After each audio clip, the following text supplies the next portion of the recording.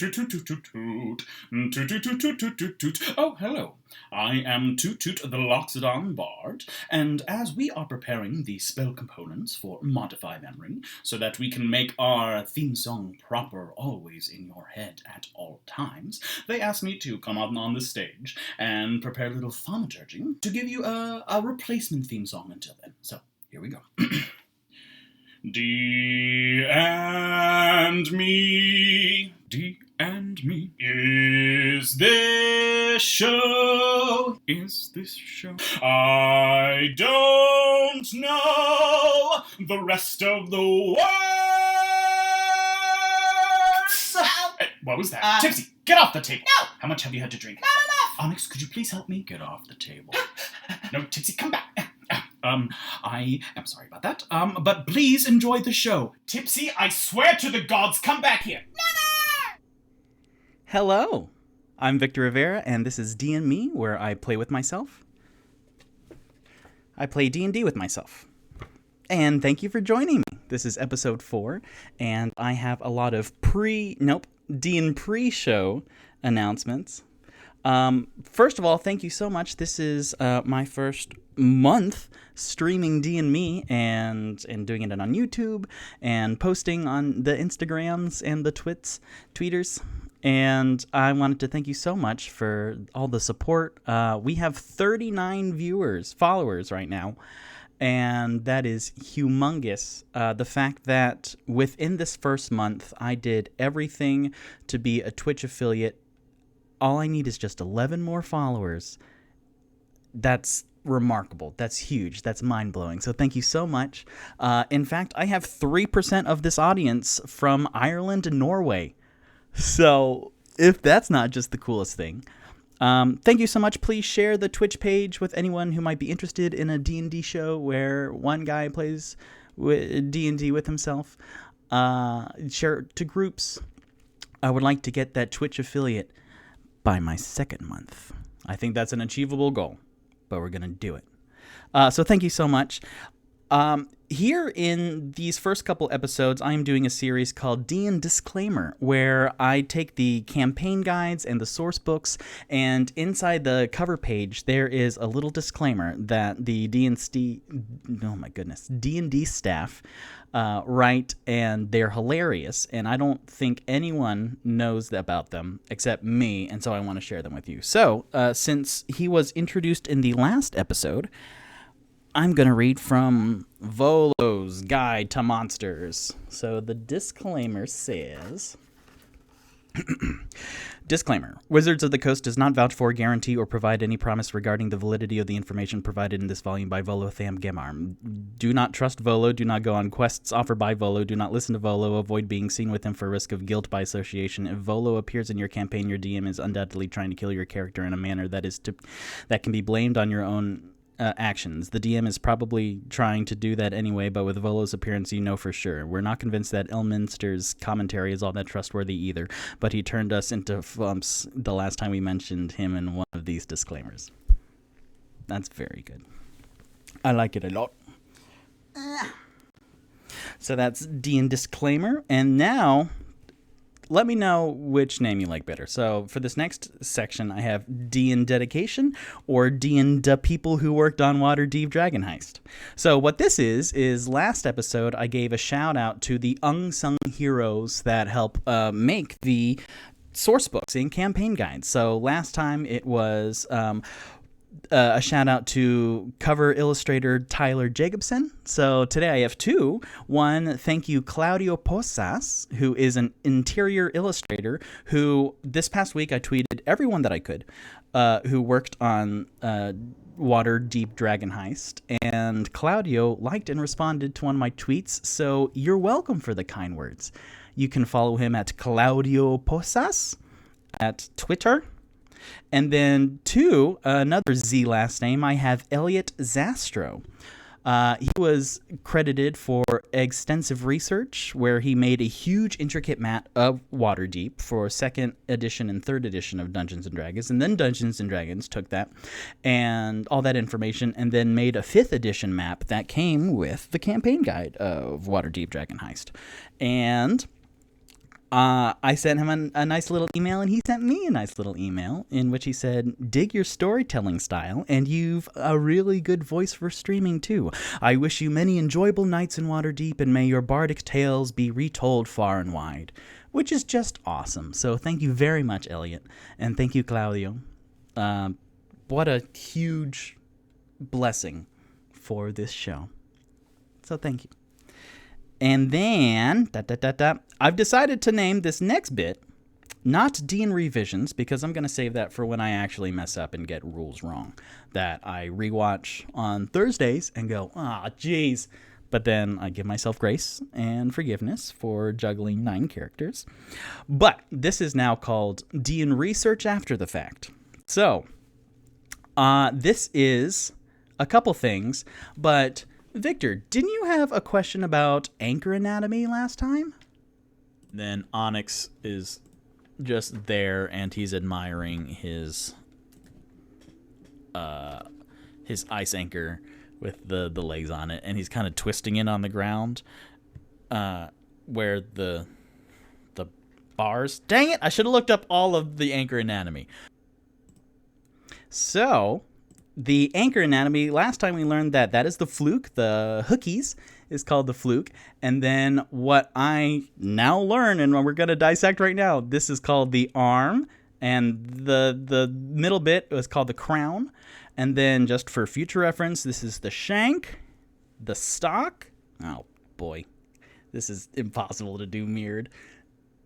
There we go. The stock, and then the head, and then the ring. So, to show Onyx's ice anchor, yes, I did it right. Onyx, could you show your ice anchor, please?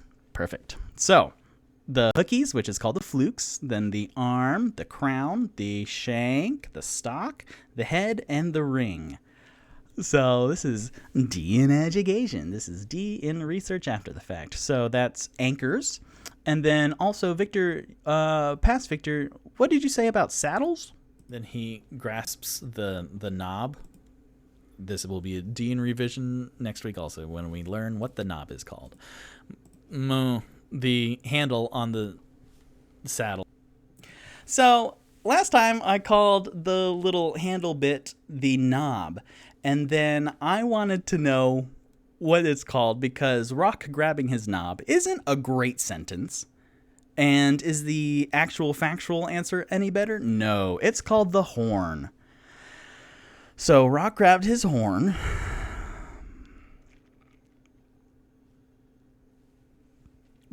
This is stuff I do in the week in between episodes, and then it's so unbelievable and so fantastic that I have to share it with you.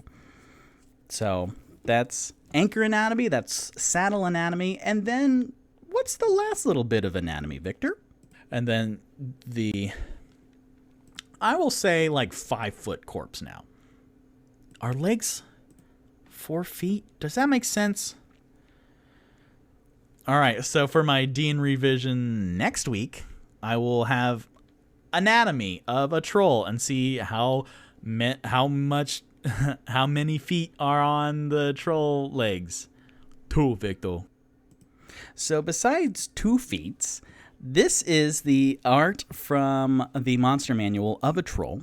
So what I did in order to find out the anatomy and the breaking downs of it is I knew that trolls are 9 feet tall, and then I made a wire armature around it.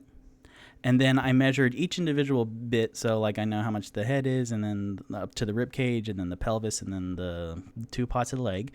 And then I measured it on my Photoshop document, and these are how long the pixels are. And then I added those all. If you thought D&D had a lot of math beforehand, well, boy howdy. Here's the rest of it. So, let's see, can I try and move you? No, I can't move you.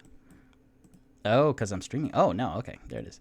So, the math, I added up all of the bits of the troll, and then I knew that 288.06 equals 9 feet. So that's 108 inches. And then I divided the one by the other, and then I know that 2.667 pixels equals an inch. And so then I added the two leg bits together, and then it's that much, and then it turned out to be 5.1.56 inches, which is about 4.2988 feet, or 4 feet and 3.5 and some change inches. So I was very, very close with saying that the top half of a troll is 5 feet after the 4 feet of the troll legs were cut off. So I just wanted to share that with you again, because I was right. All right, let's get all this nonsense out of the way. And, so a forensic anthropologist, please go back and tell me, an uneducated man, that I did wire amateurs right, because they do some really cool stuff where, like, if they have like 2 dinosaur footprints fossils, then they can tell like how tall and what the speed of the dinosaur was, and I don't get it, but it's awesome. So yeah, forensic anthropologists, help me out. And then finally, last little bit, bringing this picture back up, I wanted to see if I cosplay Onyx, then how tall would my ice anchor have to be in order to get the dimensions right? So Onyx is 5'1", which is tall for a dwarf, and his ice anchor, I said in the last episode, was 4'6", and I'm 5'8", so my ice anchor would have to be 5 feet and 2 inches. So there you go. Just look at him. He's blocked by it. Isn't it cute? Thank you, Hero Forge, for that. All right. And that's enough. So, now we're going to do recap, where in the last episode, they just defeated a troll in the yawning portal in the city of Waterdeep. And then an angelic Aasimar came in, who was part of the City Watch, whose name is Angel. And the boys avoided getting in serious legal trouble because of Durnan, the bartender, who told the truth, but in a little bit of a funky order. And then after things kind of calmed down, then they were brought to Volothamp Geddarm, who is an adventurer and a braggart. Then they went to a table to talk because Volo offered them a mission to help find his lost friend. And the boys wound down the night with getting rooms at the yawning portal, and sleep came to some, and restless, tired came to the others. And then it is now the morning. So everyone wakes up. Toot wakes up, and he looks around his room, because him and Rock shared a room together in separate twin beds, and Rock is not there. So Toot sits up and looks around. It's a normal wood-paneled room, and he stretches a bit. He cracks his neck. He's 7'3", so it was a not comfortable sleep last night on this twin-size bed. And he just, being in a new place with new people, he checks his belongings just to be sure, and everything's still there. So he gathers his things, and he checks over on Rock's bed area, and there's nothing there of Rock's. So Toot notes that. Then gets up. He still has the key on him. So he goes to the door, he closes it and locks it, and then looks down. They are on the 3rd floor of the yawning portal out of 3 floors. And he looks down, and it's pretty early morning. And there's new snow outside, so the light coming in from the windows is like that really bright white. And it's like less light coming in because it is early morning and it hasn't turned into full day atmosphere. And he can see down below Rock at a table, and Tipsy and Onyx, they're all three down on the lower floor.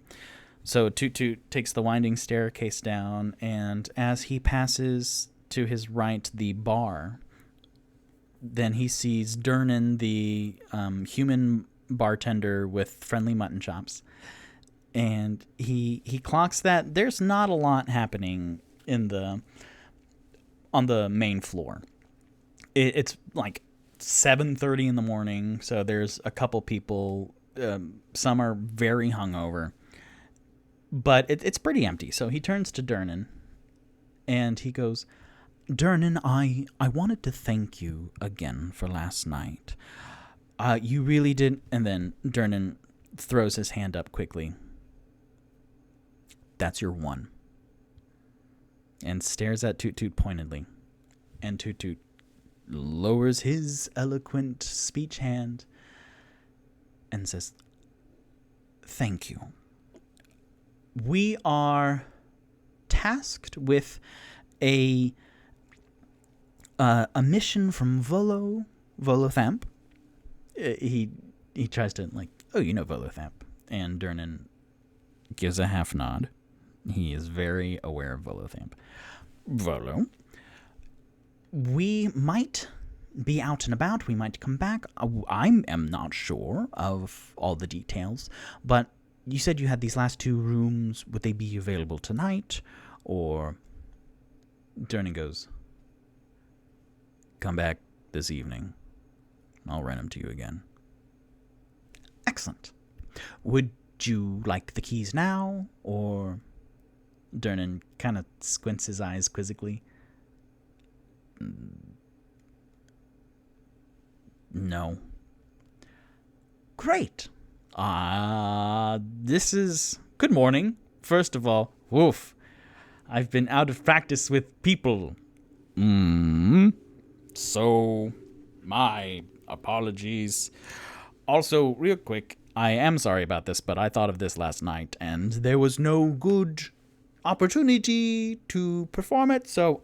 So, Durnan, that troll's B.O. was so bad you couldn't stand. With this man and this half-orc who lent all of us a hand. And when it died, all those sturges that were canned. Oh, B.O., B.O., its stink was so grand." And the strawberry blonde waitress from last night who helped Durnan throw the troll into the giant well in the middle of the room, she just was coming out from behind the bar with a tray of biscuits and tea, and then she giggles to herself, and she goes, and Durnan gives an exasperated sigh. And Toot Toot goes, "Yes, thank you very much. Again, I really wanted to say it. Okay, I will see you this evening." And then he turns around and heads towards the table with Rock, who is there, and he has the red leather-bound book in front of him, which is Volo's Guide to Monsters. And you see him tracing the cover with his fingers. He's not staring at anything, kind of a blank stare, and he's just tracing the cover with his fingers. He has bags under his eyes, and he kind of blinks slowly when Toot Toot approaches. And then the door to the yawning portal swings open, and then in this grand entrance, Volothamp enters, and there's this comical entrance, a flurry of snow that comes around him, and he is standing big, and kind of Durnan and my table of boys and 1 or 2 hungover people stare up, and Durnan has some fresh powdered snow on him and his floppy purple hat, and he kind of brushes off, and he walks in. The door automatically closes because he didn't close the door. He briskly walks past the bar and does a little hand motion to the strawberry blonde waitress, who kind of exasperatedly, but with a smile, like she then goes back into the kitchen with her tray, and Volo goes deeper into the yawning portal and sits at a table near the other fireplace. So in the first episode, Onyx and Tipsy's table and Onyx were kind of by the windows, and it was a smaller fireplace right at the head of the yawning portal. And it was a good, like, stone hearth, but it pales in comparison to the grand, picturesque framework of this fireplace that's deeper in to the yawning portal. You see the 3 stories, and this one's the fireplace is in the middle of the first story, and the fireplace itself is like half a story tall. So that's 5 feet, and it is this giant, like almost plaster, but it's stone edifice, this flaming maw of, it's really like, it's a mouth that's like this, and it has like pointed ears and kind of a bulbous forehead, and it's a grand sight to see. And Volo picks the table right in front of it, and he sits facing away from the fire, so he's like at the head of the table, and then he gestures for the boys to join him at his table. So everyone kind of gets up. Rock gets up last, and he slowly makes his way over there. And Volo gestures towards the seats next to him, and he goes, "Good morning. I had such a wonderful time talking to you all last night. And thank you for meeting me here this morning to accept the mission to find Floon, my friend in need." Toot Toot sits down, and Tipsy like clambers up to the stool. Onyx like slumps into a chair, and Rock, taking his time walking across the floor of the yawning portal, pulls out a chair and sits without making eye contact with Volo. And Toot Toot goes, "Oh, yes. Hold on. Yes, could you tell us more information about Floon? Where was the last place you saw him? Why are you concerned that he is not well right now?" And Volo goes, yes. Where he looks up, and then the strawberry blonde waitress comes up with her tray with some more biscuits and a fresh pot of tea and a cup, but she also has multiple cups because she's tending to the thing. So on a stack of like 6, then that happened to work out. Where Volo goes, "Oh yes, Bonnie, please.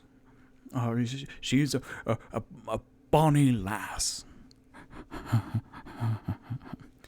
And Bonnie is like, if you've ever worked food service and you waited, then you know exactly the type of patron that Volo is. So eyes like half glazed over, Bonnie looks to the rest of the boys and like rolls her eyes just like a fraction. And she sets down the plate of like 3 biscuits, because 3 biscuits, and takes the teapot and a stack of 5 little teacups, like the ones without handles, just a little bigger than the sake ones. You know, just a little handful of tea. And puts those down. And, "Is there anything else you need?" She looks around, and again, she's pretty, she's petite. "No, we are good at the moment. Thank you very much, Bonnie." And she goes, "All right. And then she turns around and heads like around the yawning portal, like the well in the middle of the room, and then goes off to another table to check on him. And then Volo watches her go. And it's a little creepy because he's much older than she is. So Volo goes, "Yes, so my friend Floon, the last time I saw him was 3 nights ago. We were spending time together, enjoying each other's company, much like now. And we were at the Skewered Dragon down at the Dark Ward, which is notably less elegant and welcoming as the yawning portal, but alas, I was having trouble with my book and I needed a little inebriation inspiration." Toot Toot nods. Okay. And Floon was there with you?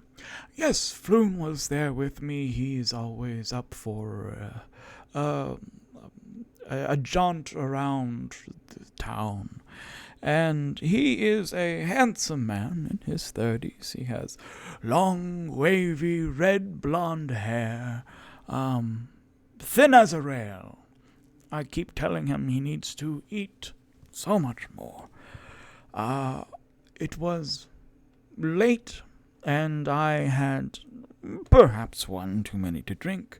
I left, and then that was the last time I saw him."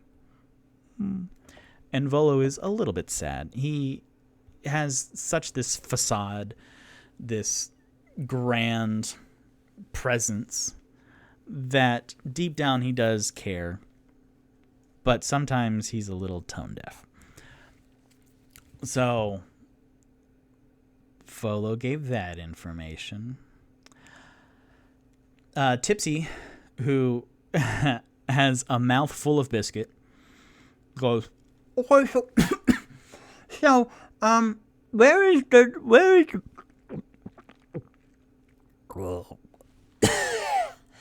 It's a little bit dry. Where is the Dock Ward?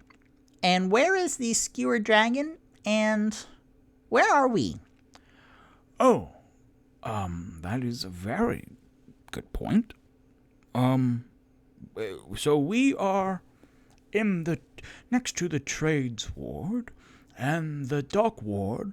Waterdeep is divided into different subsections and different citiettes, different wards.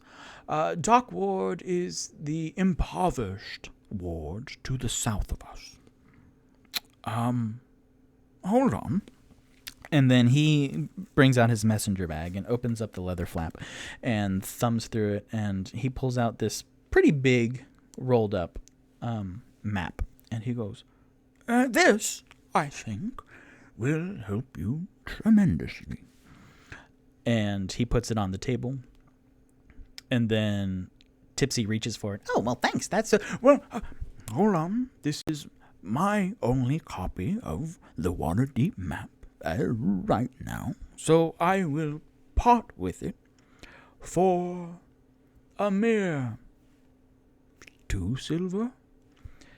And he's going to roll. Volothamp has got some mighty stats. So let's see. What's he going to do? He's going to do persuasion. That is a 17 Ufadufa plus 3. So yeah, that's 20. Persuasion. Oh no. His persuasion's plus 7.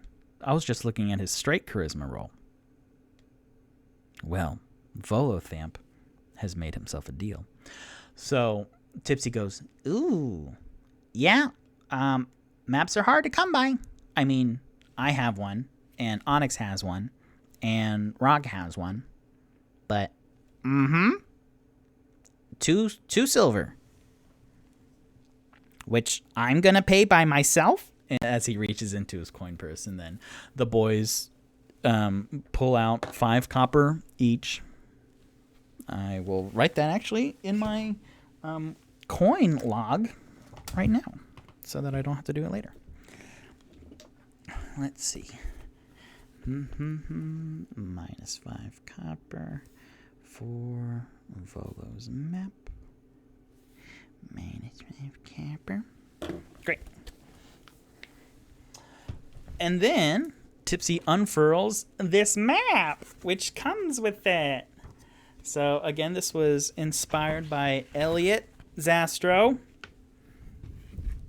which is just it's a poster size map, and I actually had it folded perfectly where I needed it to be for this adventure, and then I just unfolded it. There we go. Perfect. I'm so good at my life. All right, so he points out where the yawning portal is right now, in the trades ward, and the dock ward's to the south. The southern ward is even more south, and he's pointing at all these things, and he goes, the Skewered Tavern is right here, facing the alleyway between Fillet Lane and Neff Street. And we are here. We are perpendicular to Cook Street and the Soothsayer Way.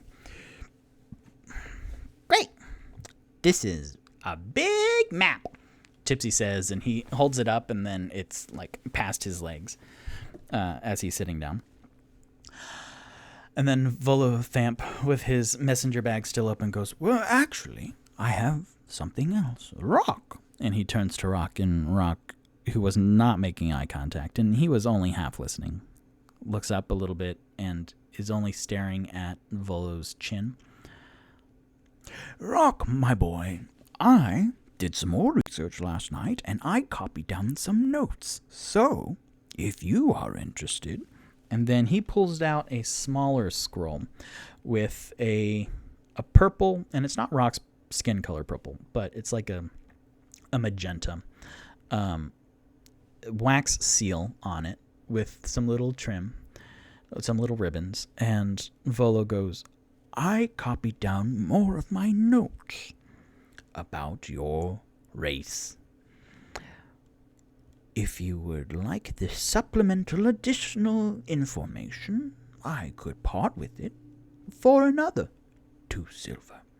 And he slides it across the table, bumping into his red leather-bound book, to which Toot Toot has been... Let's roll an insight check on Toot Toot.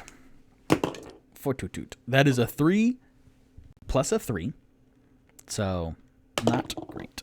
That's a 6. So he doesn't really know what's going on, but he can tell body language wise that Rock is sad.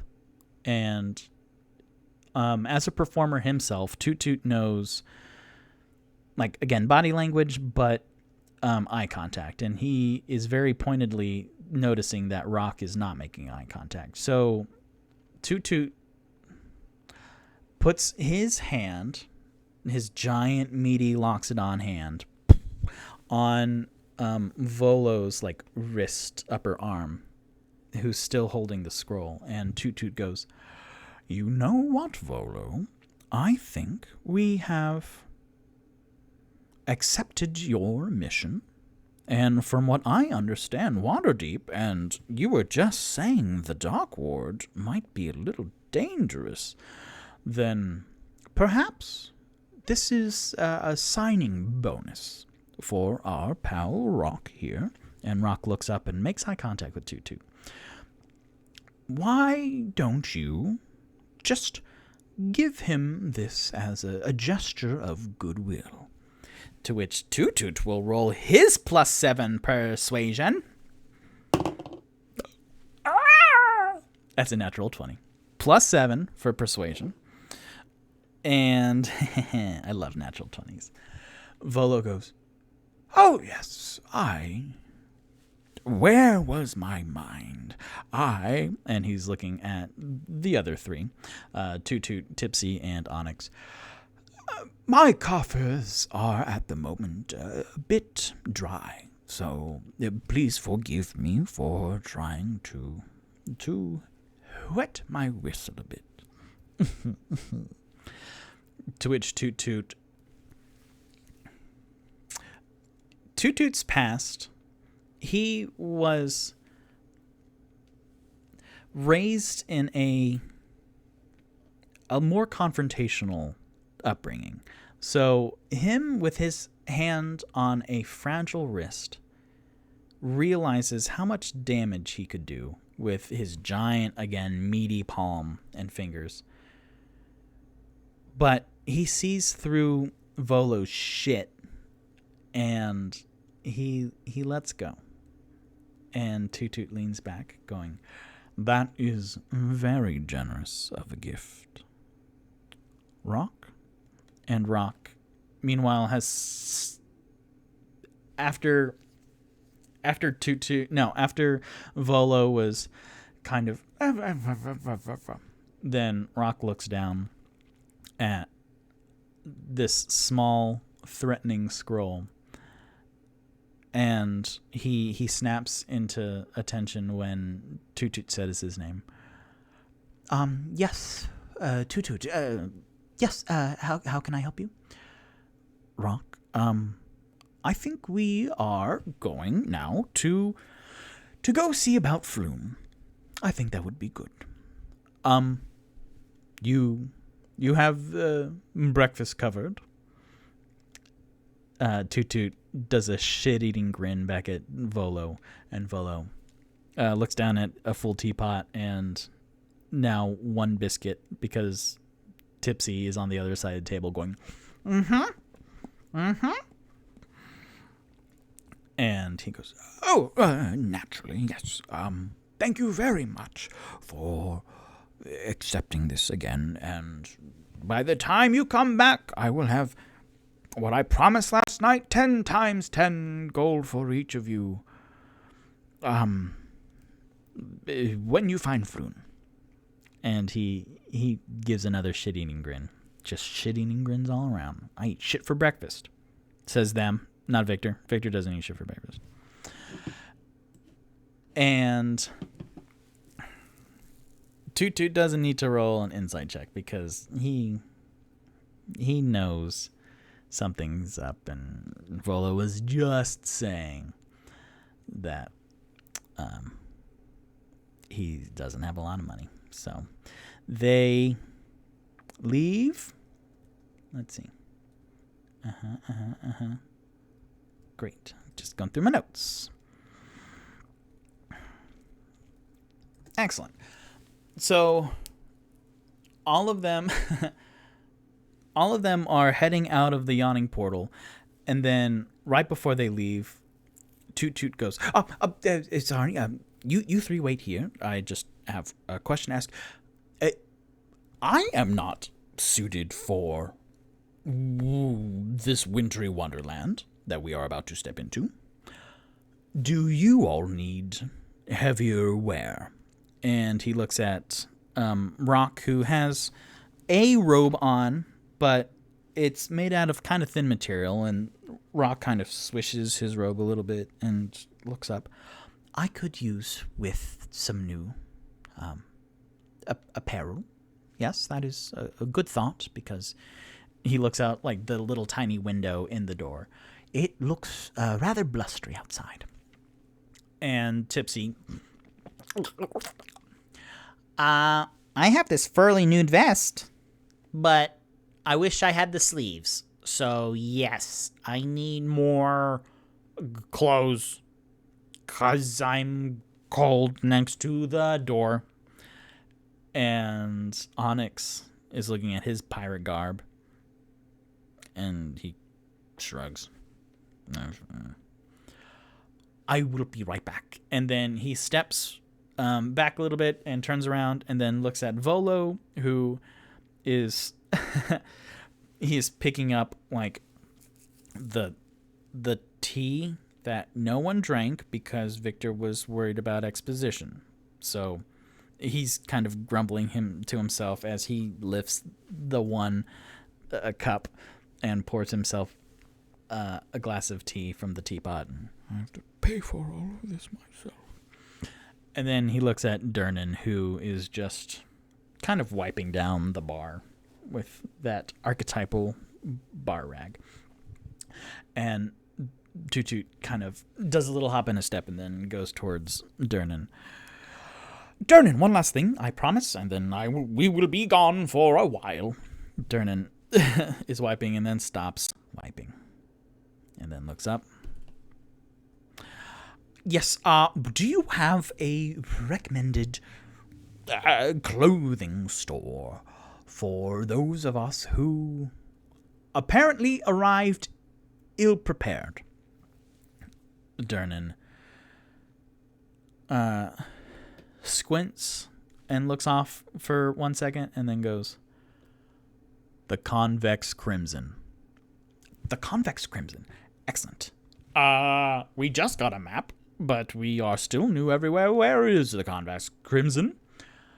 Durnan points out the door and then makes a big thumb to the right. And that's it. And Tutu goes, out of the yawning portal and to the right. Thank you very much. Yes. And then Toot backs up and then goes to the little foyer where the other three guys are. I have a place, let's go. And then they head out the door into a snowy street day is what I named it. So, and this kind of, I don't know how to fix this really, but it looks like it's snowing kind of. Wow. So, my three boys go out of the yawning portal and take a right. And then eventually they're walking a little bit. And it's very cold outside. Last night there was no wind. But today there is some wind. And it's very overcast because there is not a heavy snowfall, but a light snowfall, and it's getting kind of flying a bit diagonally towards them, and they're facing the wind, and everyone but Onyx is kind of just bracing against the wind and shivering a little bit because they're only in really one layer. Tipsy has a fairly nude vest, but and again, from the first episode, that was like a new vest that he made that was fur. It was about 4.5 years since I last played Tipsy, so I don't know what that note meant in my inventory and my notes, but so they're all kind of bracing against the wind and walking slower than normal, and then Onyx is just trudging along, nonplussed by the cold. And after, let's say like 10 minutes, then they find, and they're looking at the storefronts and kind of squinting from the wind and not really finding it. And then after 10 minutes of going to the right, then they find a wooden storefront. And most of these buildings are just wooden. And the storefront has indeed a convex crimson because it has like this outer layer, this like semi-sphere of an entranceway, and there's big banks of windows in the front, and the half sphere, the semi-sphere, like takes up the doorway. So there's no door, but there's just this ball kind of, and they all approach it, and Tipsy like puts his hand out and then he puts his hand through the kind of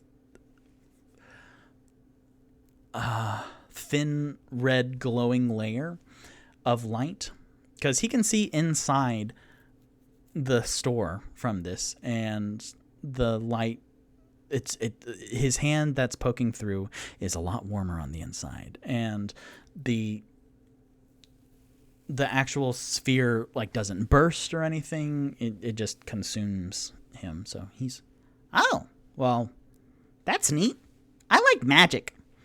And Rock, who this whole time has kind of been looking down, he looks up at the word magic, and just the first fraction of a smile comes to his face.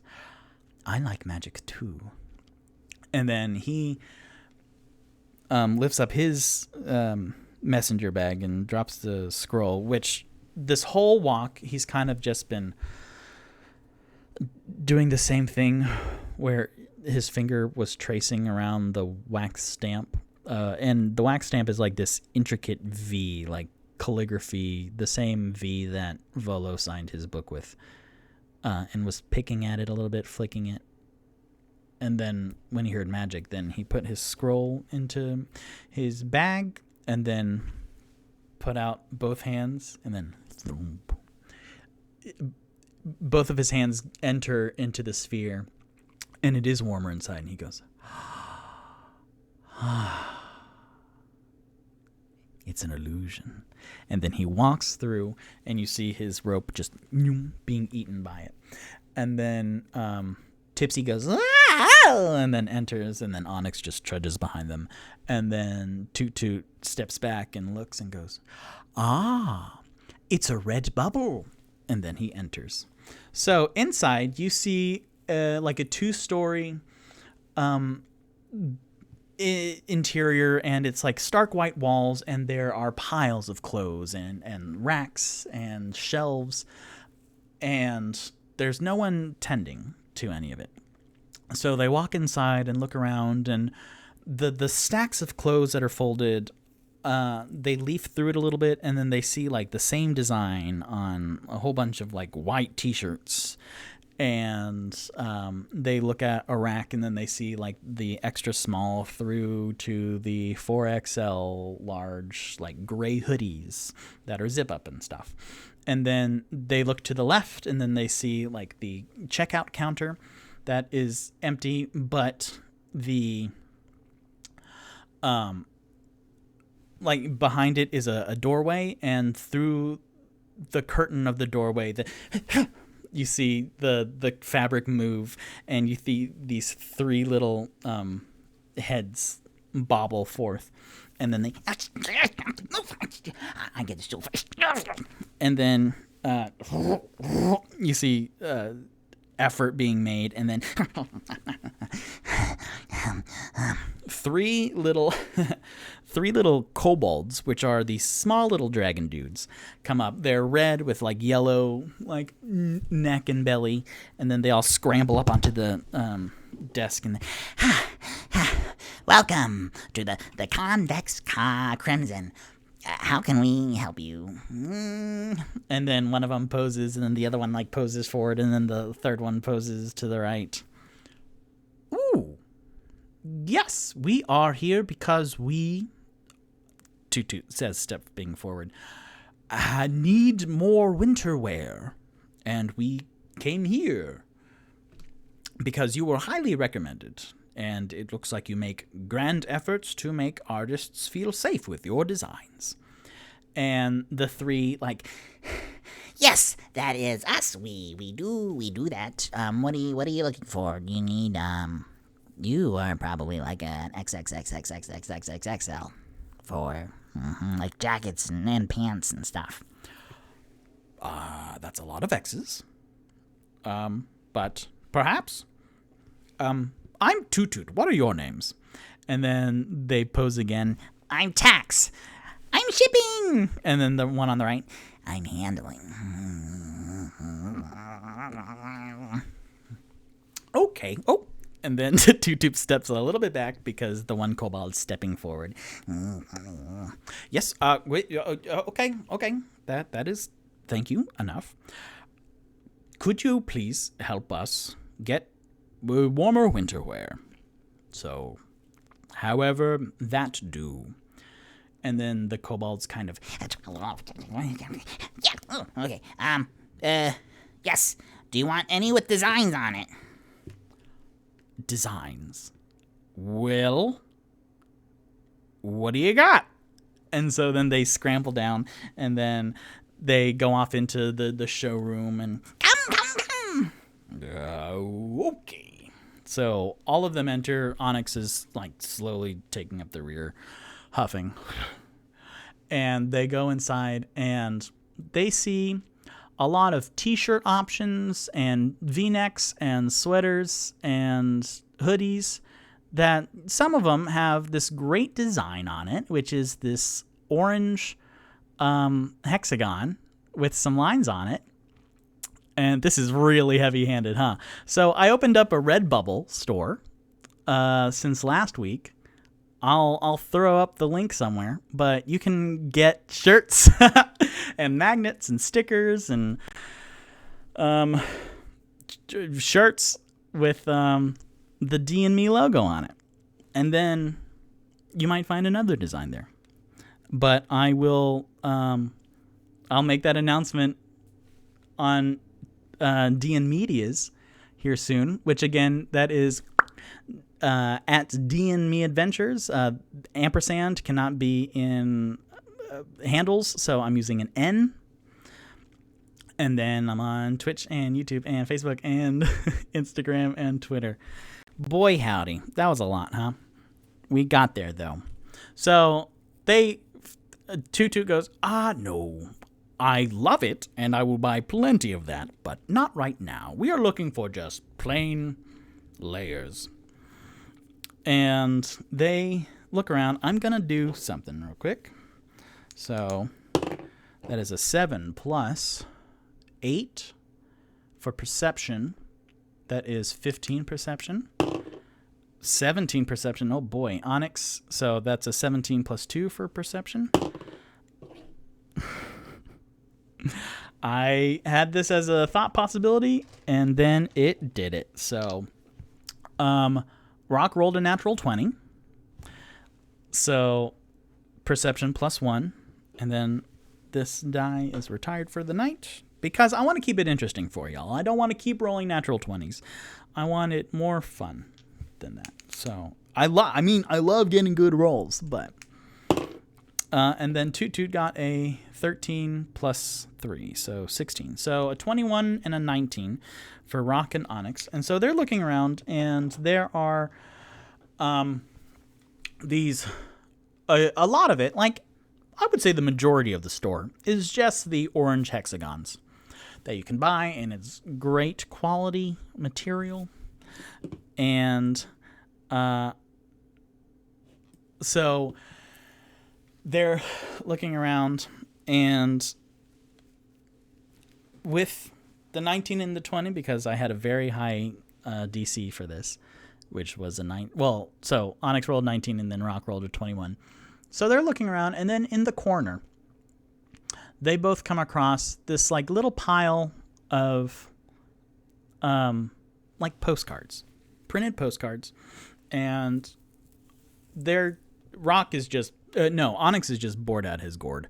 So he's looking around, kind of touching everything and just picking stuff up, putting it down, not making it nice. And then he picks up a postcard, and then Rock, who was coming around the other end, was looking at all the wares and looking down. And then they pick up a postcard, and on this rectangle is designs, and there is a bearded gentleman in the middle, and there's splashes of orange and a little bit of green and a little bit of red, and then the postcard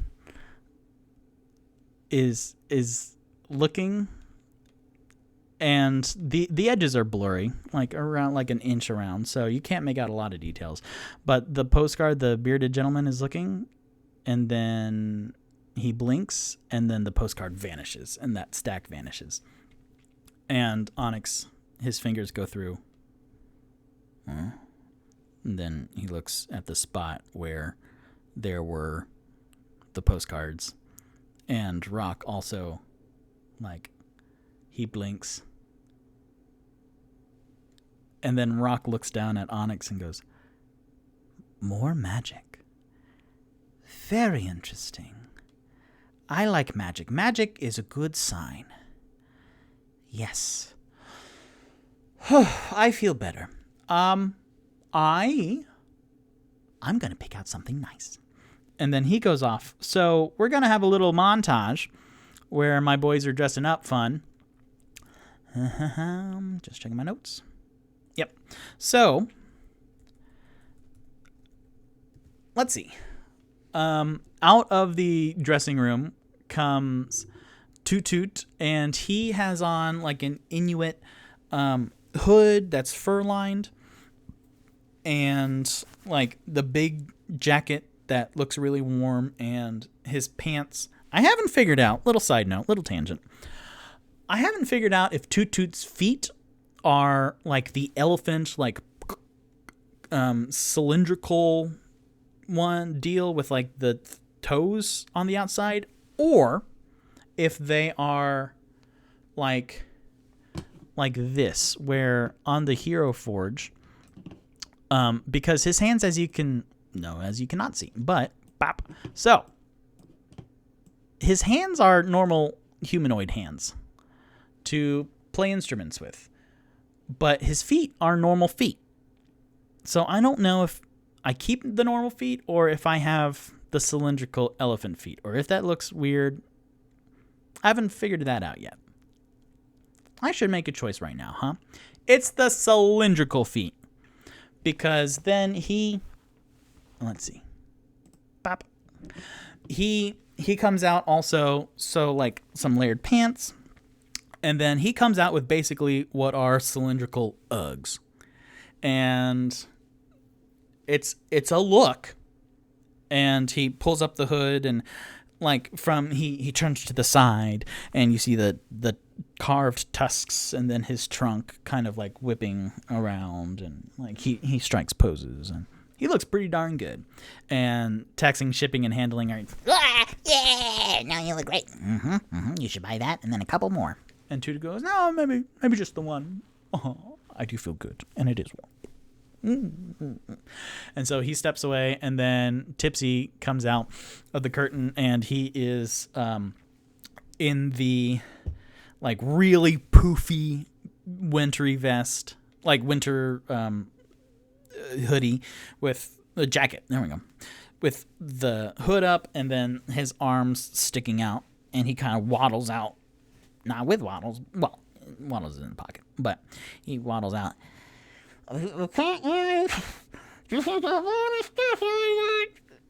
And he tries to reach to like open the hood, which is like really closed up like this. So he's kind of like, it's kind of Kenny from South Park and the kid from A Christmas Story. So and Toot Toot laughs. And Rock, who is feeling in better spirits, he laughs too. And then Onyx, he's amused. You can see it in his eyes, but he doesn't like laugh. And tax, shipping,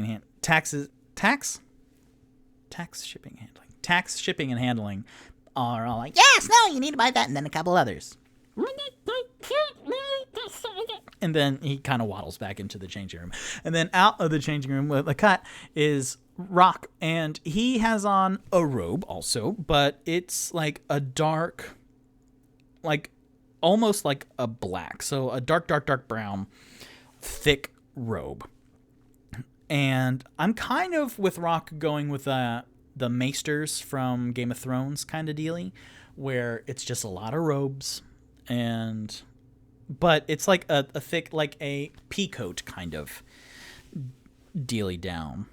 And Rock lowers the hood because he looked kind of cultish. So he lowers the hood and goes, "This is nice. I like this. And the sleeves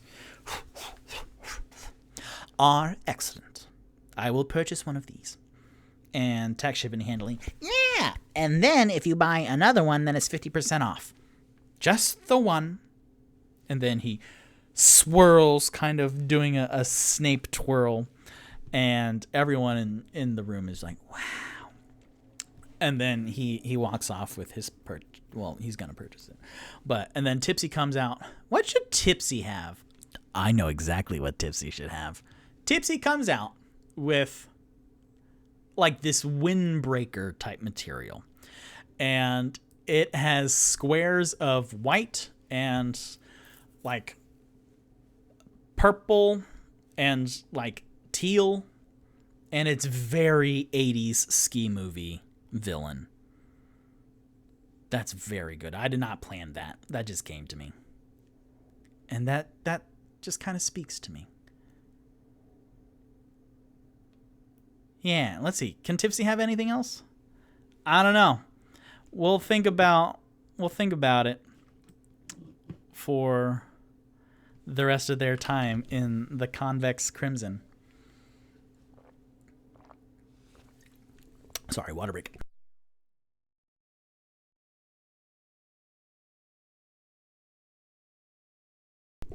What other winter wear is there? No, Tipsy will have that. That's very good. And then Onyx is kind of staring down at his pirate garb, which is a little tailcoaty. It has the colors on it. I mess around with the Hero Forge of the pirate garb, and I wanted like a typical pirate thing. So I looked up pirates and I saw like red and white stripes, and I was like, that's pretty good. And then I was like, you know what?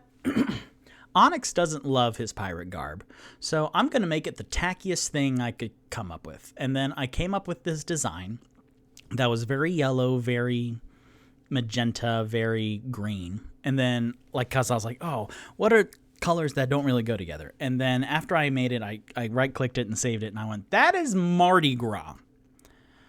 So me trying to come up with the tackiest colors accidentally made a perfect Mardi Gras outfit. So he has just normal reds and yellows and blacks as pirate garb. But he looks down and he's like,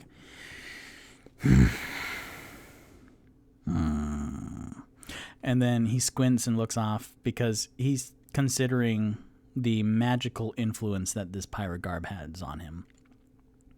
And he's going to roll for it. So, with the new die, I am going to see if odd, no, if even, yes. If odd, no, even, yes.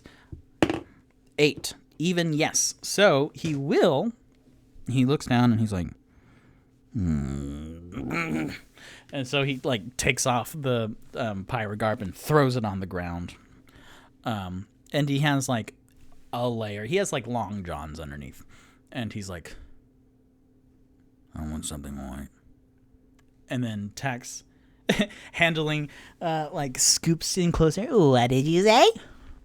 I want something white.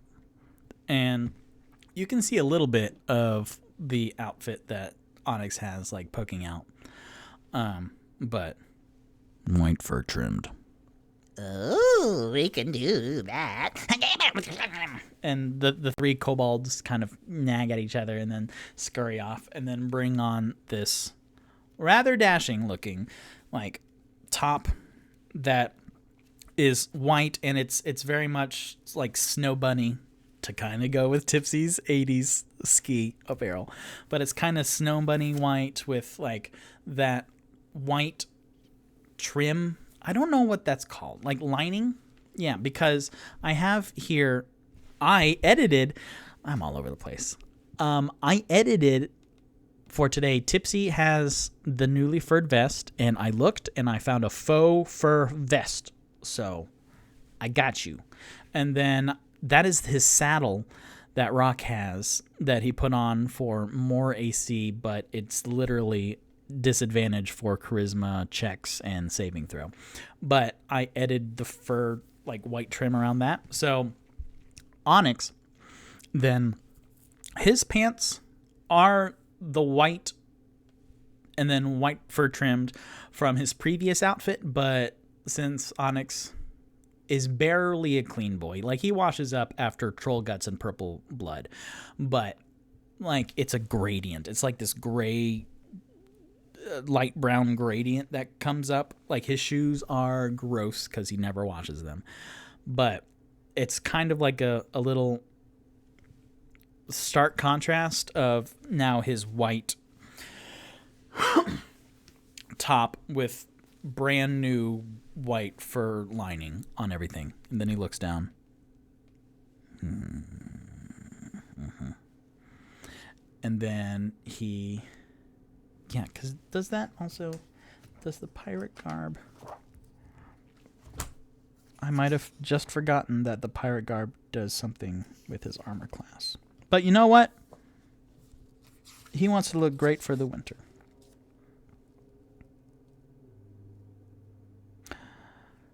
Okay, so he gets the new outfit, and then I will edit that. Ooh, I might give them all new outfits. Oh my goodness, what a great show! I'll give them all new outfits. Oh, that's exciting. That's what I love doing Photoshop. So I'm gonna give them all new outfits for next time.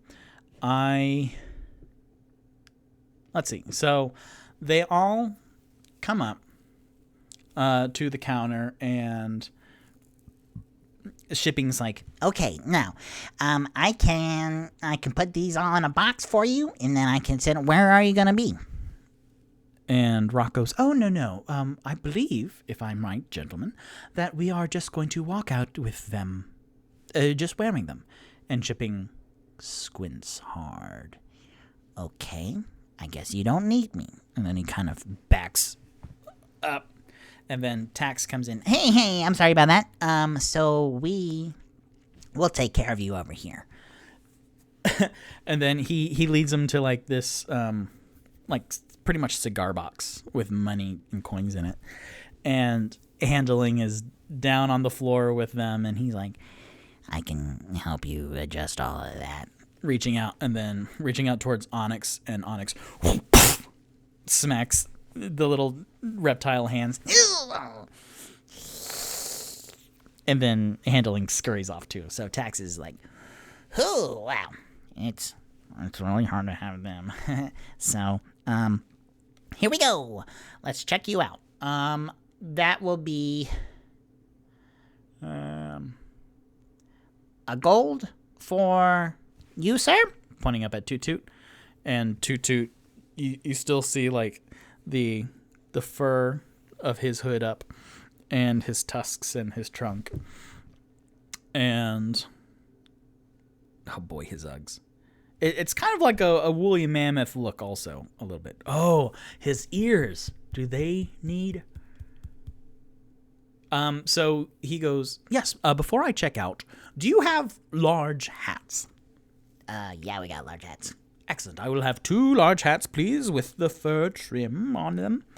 And Tax goes down and collects it and then brings them up. Oh, yes, you read my mind. These are the stretchy ones. So Toot Toot, shakes his head back, and the hood falls down, and he takes his large ears, and he takes one and kind of stretches. It's kind of like a beanie. And so he chucks in one ear, and then it's like fur right here. And then he does it to the other. Oh, yes. My ears are very warm. This is very nice.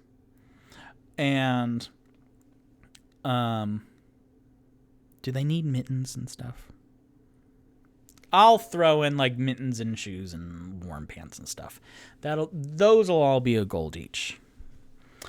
And Taxes looks up and goes, the mittens, of course, will match everything.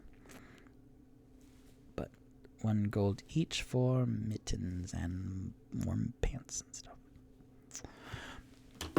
So, Tax says, All right, with you, with all that and the hats, that's gonna be, let's say 2 gold.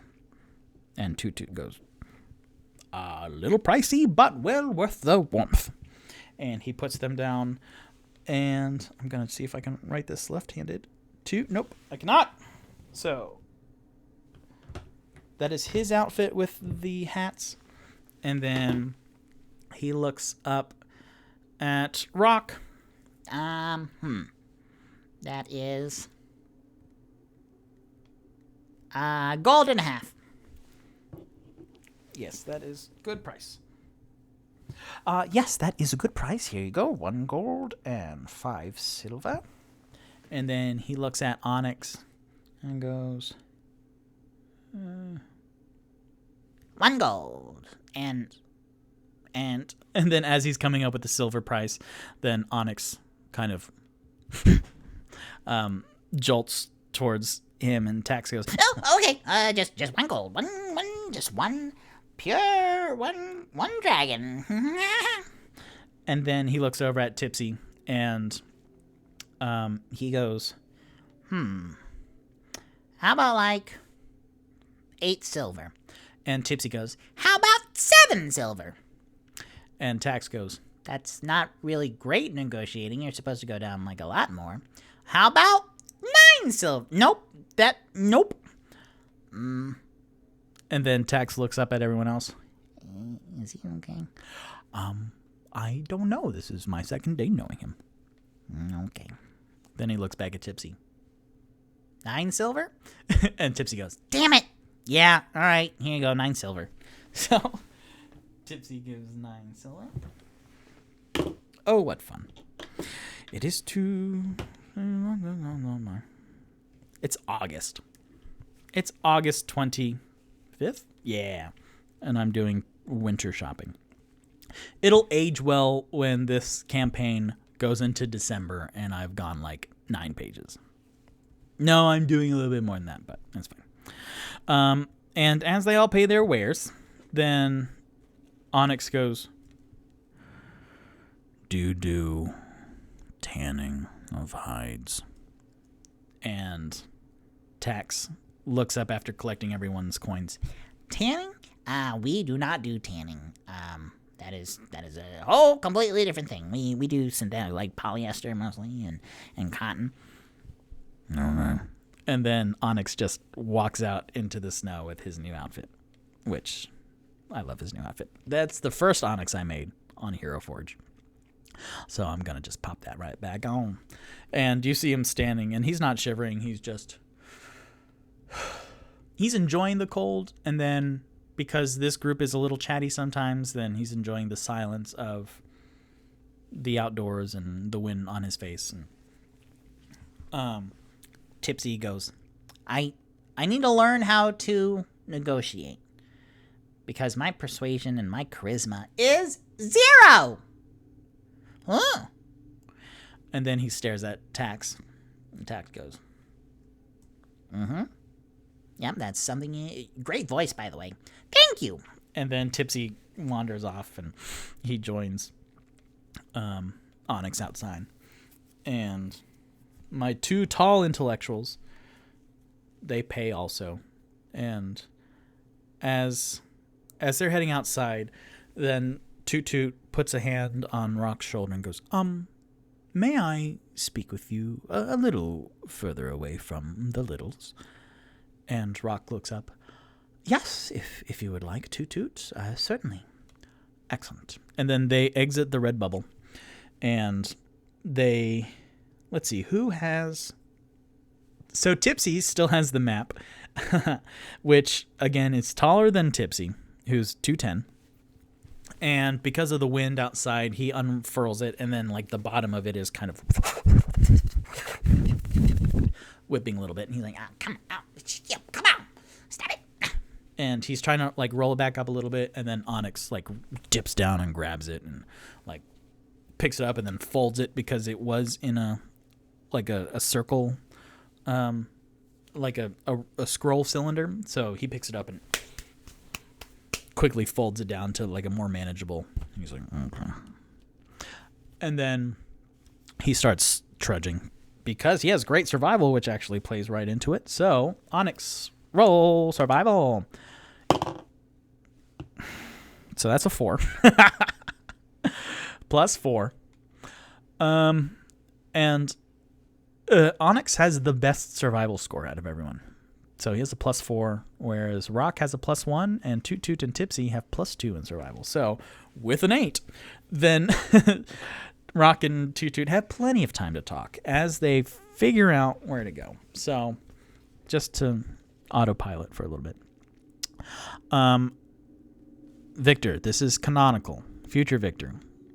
Red bubble is Rain Run Street, which is right there. I'm not that this is going to matter or anything. So, red bubble is there. So, Onyx, for the next, like, hour and a half, is taking the map and then looking.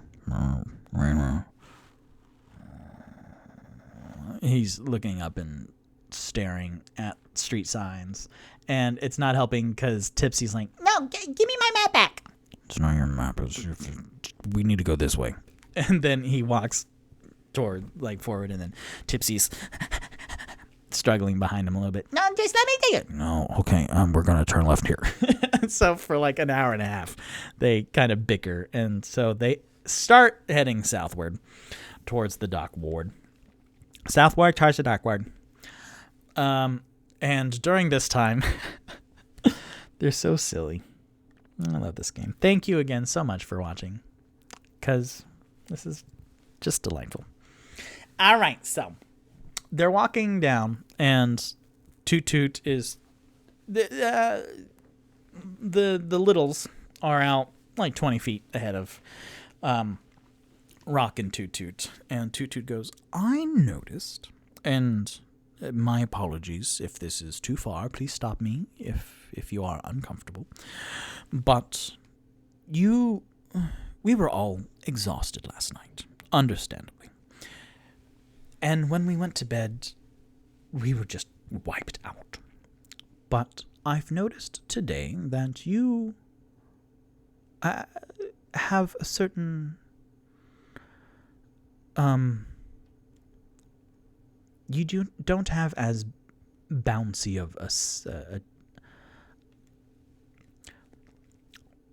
May I ask what is bothering you? And Rock is walking, and he is he's really tactile right now. So he has the edge of his new warmer, like, full length duster, and he's watching it drag behind him in the snow. And he looks up. So Volothamp, which was very on purpose, not calling him Volo. Volothamp gave me his book yesterday. I don't know if you've read it or would like to peruse through it. You probably wouldn't, because he pointed out a section, which was page 82 through 91, about my kind. And it's rather disheartening sometimes reading about the candor and the rhetoric of which people use to describe my race. And I've avoided it for a while, and this is the first time in a significant portion of time where it caught up to me, because to be an orc, or orckin, or half-orc, is not easy.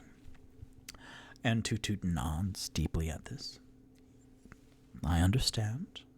I have met a few of your kind in my adventures, but you do not get the kindest looks being an elephant. An elephant in the room. And Rock nods. And you see his tusks on the outside, and he kind of moves his jaw back and forth a little bit. You seem like an intellectual, someone with a good head on your shoulders. Not saying that our adventure companions are... And then Toot Toot interrupts. They are dinguses. Dingus, yes, that is a good word for doofuses. Okay, yes, you are finding alliteration and eloquence. But they seem that they are more directly in the present and don't have a mind or an ear towards the future or the past or the grander picture. But if I may, I would like to read you some of the more disheartening things that are weighing on my mind right now. And Toot Toot goes, if you would like to, yes. So Rock takes out his copy of Volo's Guide to Monsters, which he keeps kind of close to his chest because the pages are kind of fluttering. I don't know how much you've read about orcs, but this is along the lines of everything you will ever hear about orcs. So, Onslaught, the nightmare of every civilized place in the world. Nature rewards the strong and mercilessly eliminates the weak and the infirm. Raiders and Ravengers. Naturally chaotic and unorganized, acting on their emotions and instincts rather than out of reason and logic. Ceaseless slaughter, unending rage, epitomizes the physical might and ruthlessness. Belligerence. Murderous deity, strong and cruel, through ritual fear and, if necessary, force, are looked upon with distaste and unease, laden with severed heads.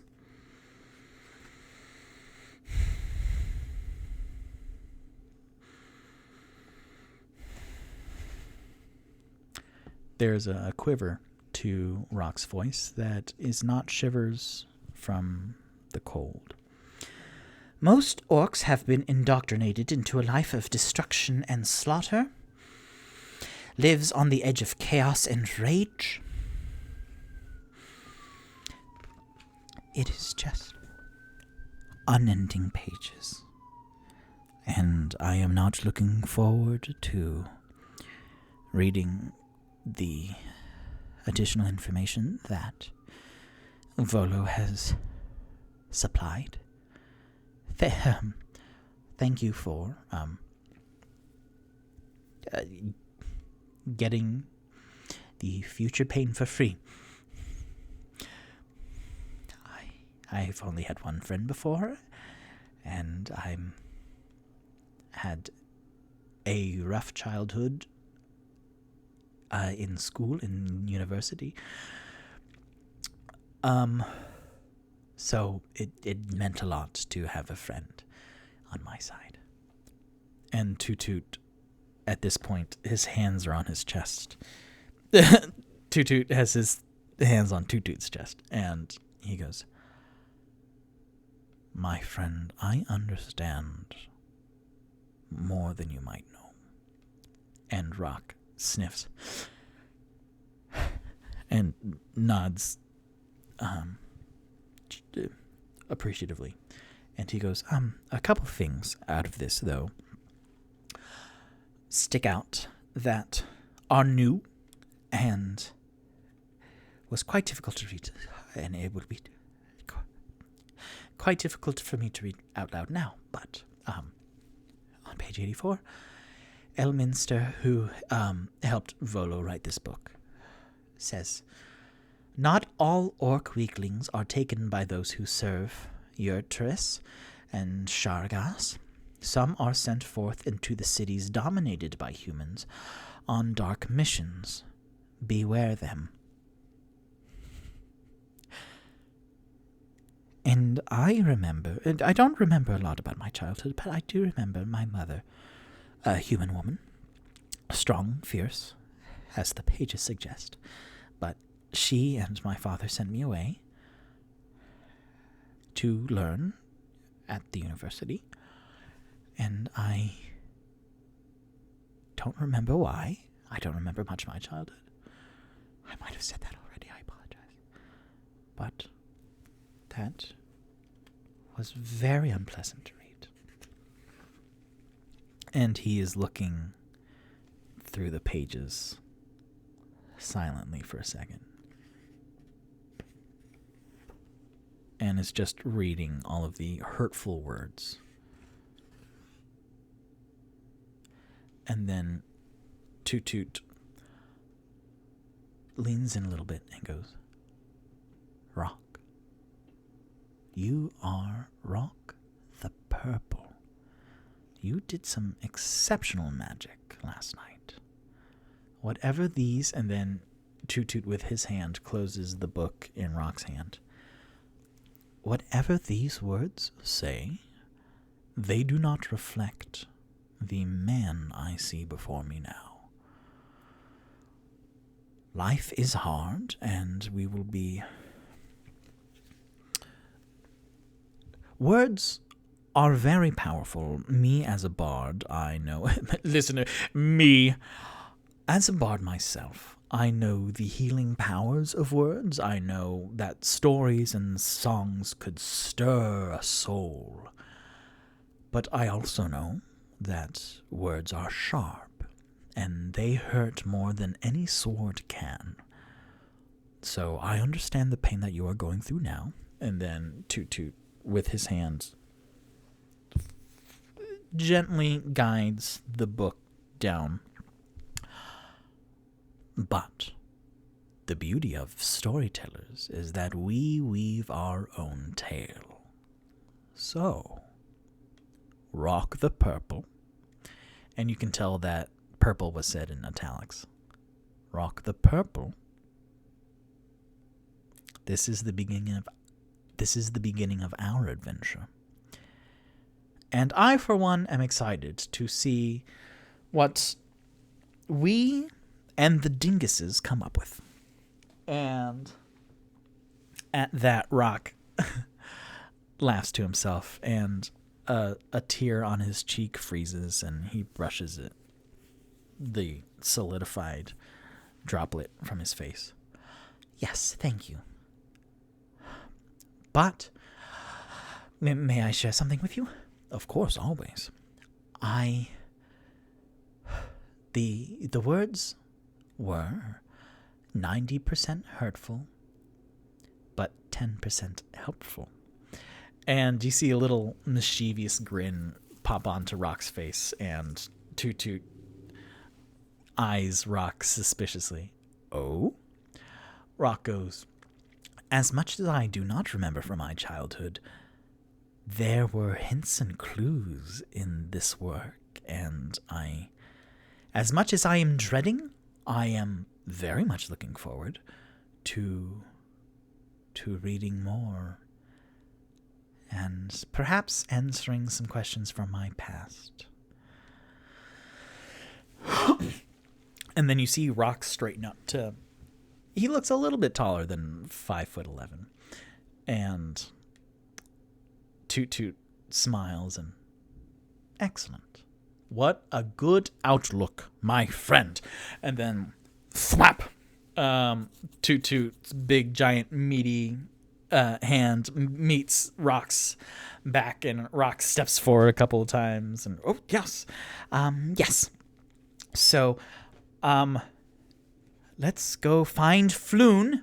And then he jogs a little bit and then looks behind him and smiles at Toot Toot, who is catching up.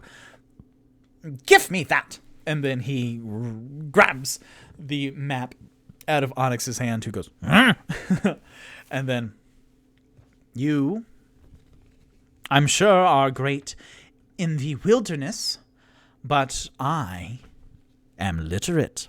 And so he takes the map, and then I will give him advantage on, let's say, not survival, but intelligence of reading a map.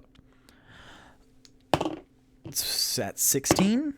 Okay, so 16 was the better roll. 16 plus 3 for intelligence roll into a 19. And he goes, we have been going west this entire time. We need to go south. And then bops Onyx on the head, and Onyx, who is his cheeks are like, he has olive skin, but his cheeks are really pink, and his nose and his forehead of just being whipped around by the wind. And Onyx like froze his face, like scrunches up his face a little bit, and then yes, we were going west, and I will lead us through ways that will not get us in direct wind. And so then in 20 minutes, then they have corrected their path and are going south on Snail Street, which is the big thoroughfare that leads from the Trades Ward down to the Dak Ward and the Southern Ward. So they go down, and then Rock every once in a while just briskly like runs 10 feet. And so the three boys behind him, I'm just going to call them boys forever. The three boys behind him like, oh, think that they're missing something that Rock is saying up ahead, and they like run a little bit afterwards, and then Rock like slows down, and then as if he was like, I was kidding. So then he's having fun. You can tell a lighter rock is in our presence. And then they're going all the way down to Snail Street, where they come to an intersection.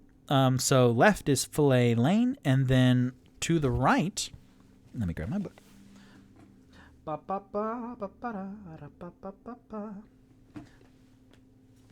So, to the left is Fillet Lane, and then to the right, as you turn a corner, you find yourself on a street that has been cordoned off by the City Watch. The white snow leading up to the... What is that word that I wrote? To the base. Okay. The white snow leading up to the base of the buildings is splattered with red. Splashed with red. Lying on the cobblestones... The snowy cobblestones are a half dozen corpses. I'm going to start this over, okay? I'm going to cut that for the podcast. Victor, cut that from the podcast. So, to the left is Fillet Lane, and then to the right, as you turn a corner, you find yourself on a street that has been cordoned off by the City Watch. The white snow leading up to the base of the building is splashed with red. Lying on the snowy, cold cobblestones are a half dozen corpses, seemingly the victims of some terrible skirmish. Watch officers have disarmed and arrested 3 blood-drenched humans and are in the midst of questioning witnesses. One of the officers, an older human male, tanned with many lines on his face and a perpetual scowl, sees you. Get on. Nothing to see here. And there are a bunch of, just citizens, not eyewitnesses, but what bystanders. There we go. There are a bunch of curious bystanders, trying to look, and then this city watchman is going, all right, no, seriously, step back. There's nothing to see here. And the boy's rock kind of is ending his jaunt up and slows down a bit. Oh my. Excuse me, sir, City Guardsman. What happened here? Seriously, there's nothing to see here. There was an incident, and I would prefer if you turn around and just head on back. Huh. Is that? And then he checks the map, is that where we're supposed to be? And Toot Toot and Tipsy and Onyx catch up, and they slow down, and Toot Toot, towering over all the other bystanders, easily sees over the head of the city guardsman. And the 3 bystanders are they're getting manacled behind their backs and are looking around. 2 of them are bald, and they're just eyeing everyone. And then they kind of make eye contact with Toot Toot, and Toot Toot breaks the eye contact and is looking around, and he looks down at the city guardsman, and the city guardsman is looking up at him. Excuse me, can you not? And Toot Toot goes, my apologies, sir, I did not mean to. And then the city guardsman is staring at Rock and Toot Toot and Tipsy, who is staring just below at the carnage. And then at Onyx, who is staring up at him. Just a scowl met with a scowl. Can I help you? And then Onyx. All right, I'm gonna need you 4 to just move along now. We're done. Go about your day. And then the city guardsman. There's a dozen other. Let's see. Let me actually read from the ding dong thing that I have right here. Bum, bum, bum. There are a dozen guards from City Watch that have arrested these 3 bandits, and are questioning other witnesses and bystanders while waiting for wagons to take away the criminals and the corpses. And they coldly catch the eye of anyone who passes by, but the City Watch won't let the characters anywhere near the prisoners. So, with that, then the Tommy Lee Jones city guardsman is kind of, all right, now move along. And then he kind of waves, and then out of the dozen other city guard, then 2 peel off and start walking towards them with the little speed. And then Rock goes, no, this is where we're supposed to be. And then like coming out of the map, then he directs everyone to the left. Water break.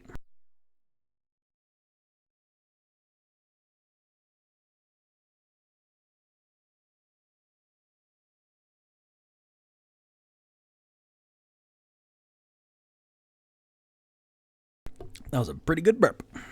So then they walk to the left to Fillet Lane because the right had been cordoned off with like wooden sawhorses because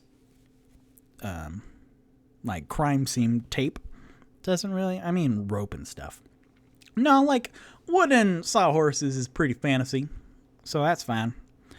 So they go off, and then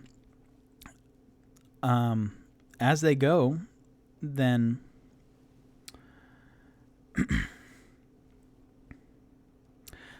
Brock is going to look up.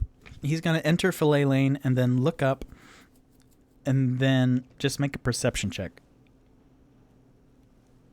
Oh, do you hear that? That's a lot of good rain. I want to look at my window. But no, I am in a fantasy world doing fantasy shit. So he's going to make a perception check to see where everything is good. That's a good number. That is 15 plus perception. So 16. So with that, he looks up and he entered Fillet Lane and he can see two things that stand out. One, all of the buildings are kind of just purple. Nope. Wrong word. Are just wooden facades, and like you can see snow piling up and on the signs and stuff. So one, he sees I don't know if you can hear that. I'm going to turn up the gain a little bit. Shoot.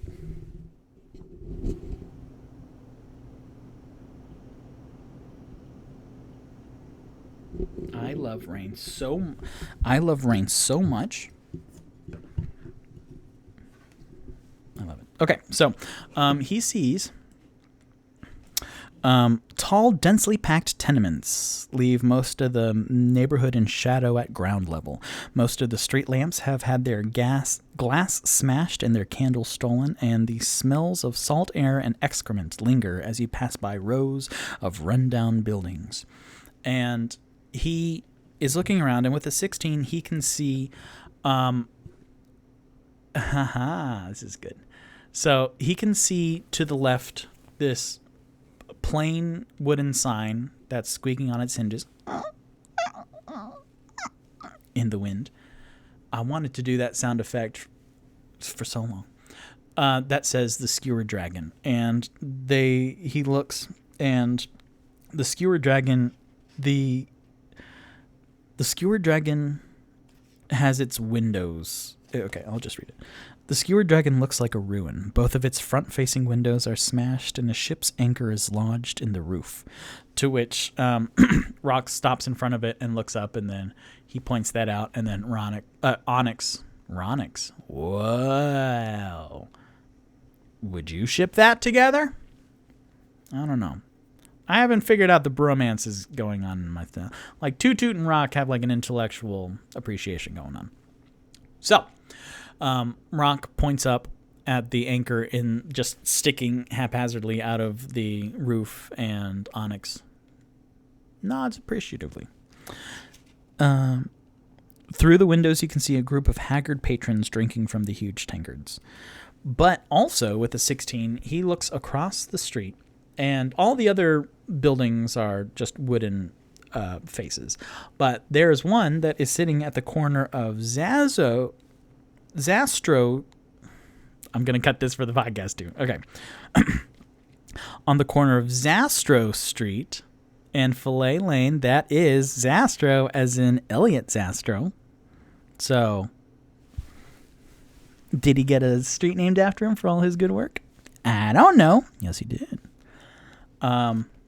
And I have it on good authority that I read on the internet that Zastro Street used to be called Slut Street. So, what am I doing?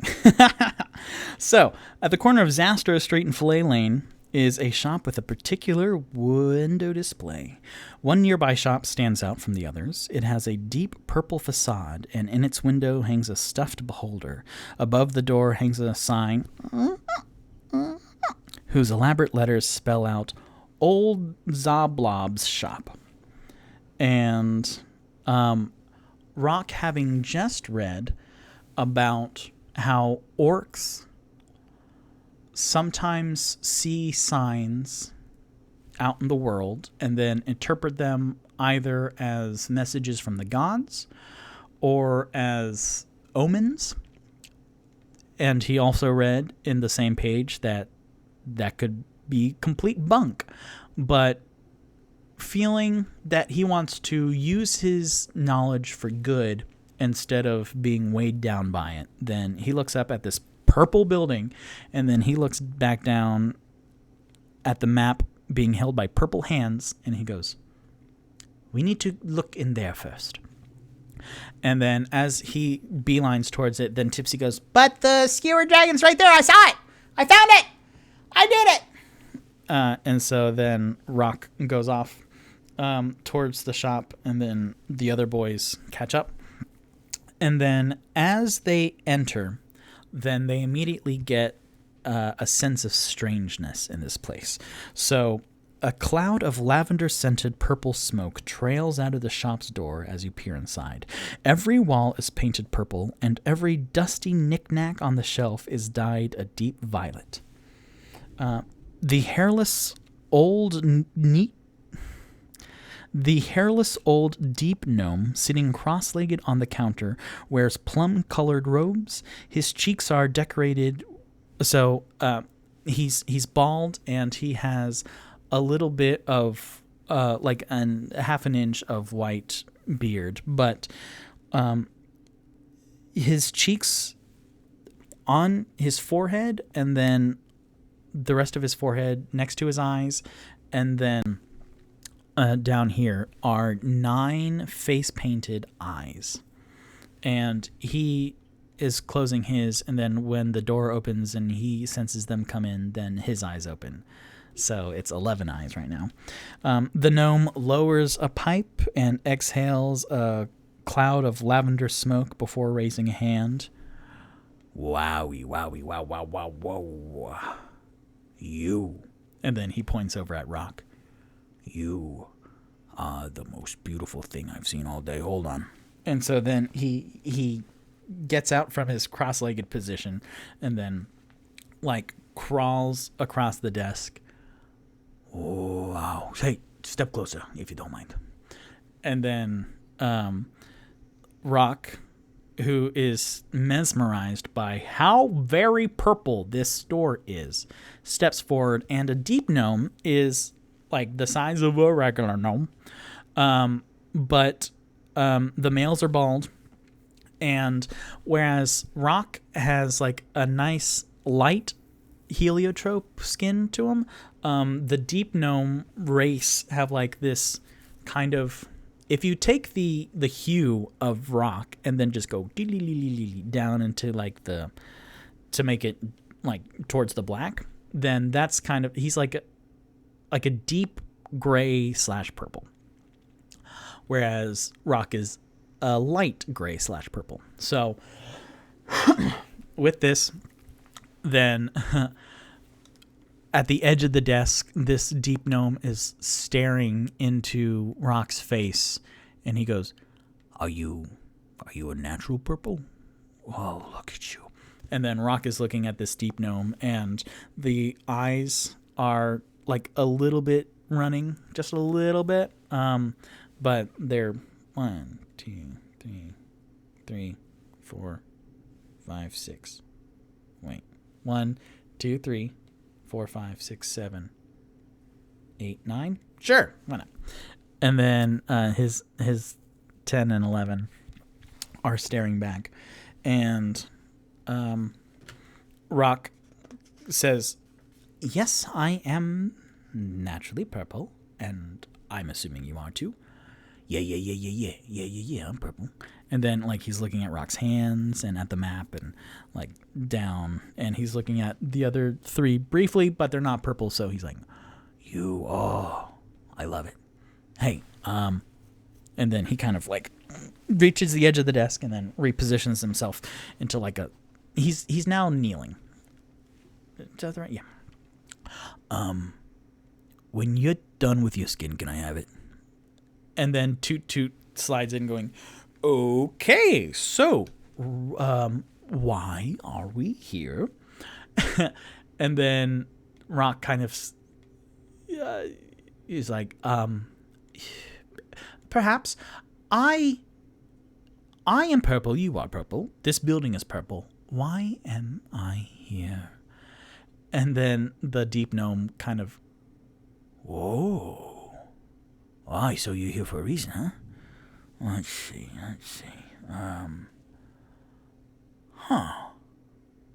Why are you here? Rock goes, extending his hand, I am Rock the Purple. And then this little cold, sweaty hand meets his, and I'm Ogsblob.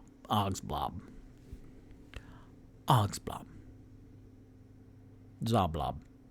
Oh my gosh. I'm having fun.